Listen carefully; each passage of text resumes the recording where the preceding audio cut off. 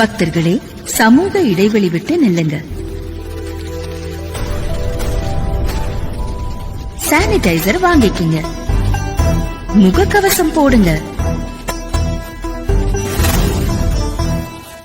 உங்க அன்பான அம்மன் இப்ப உங்க அன்னையா பேச போறேன். கொண்டாட்ட மனநிலையோட எனக்கான திருவிழாவில பல நல்ல சடங்குகளை செய்யறீங்க. மஞ்சள் நீர்ல வேப்பிலை கலந்து குளிக்கிறீங்க.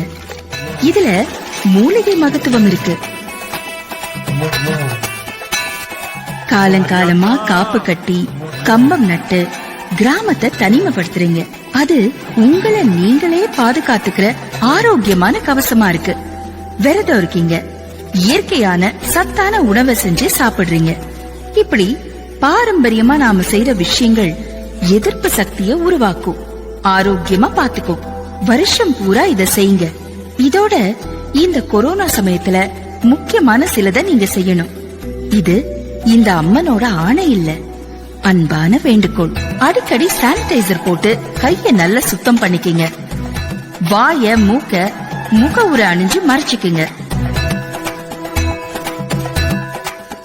உங்களுக்குள்ள 6 அடி விலகி இருக்கிறது நல்லது. இந்த கூடுதலான கவனம் உங்களை கொரோனா வராம பாத்துக்கும். மாரியம்மன் சொன்னது மனசுல இருக்கட்டும். Share chat.